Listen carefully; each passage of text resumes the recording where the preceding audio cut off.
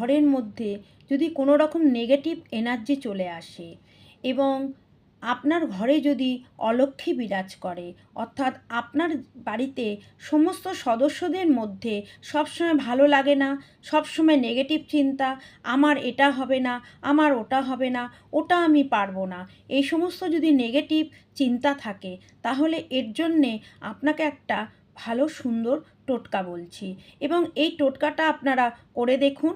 আপনার বাড়ির থেকে যে নেগেটিভ ভাইব্রেশন আসছে এটা চলে যাবে।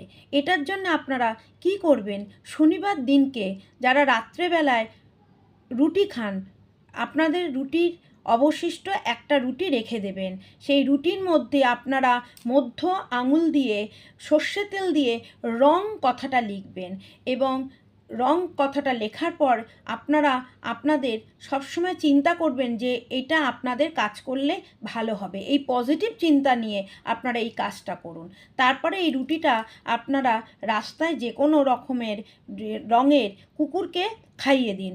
দেখুন যখন কুকুরটা আপনার এই রুটিটা খেয়ে ফেলবে, তখন দেখবেন তার পরের দিন থেকে আপনাদের বাড়ি থেকে যে নেগেটিভ এনার্জি আসছিল সেটা আপনাদের চলে যাবে। আপনারা করে দেখুন, আপনারা রেজাল্ট পাবেই।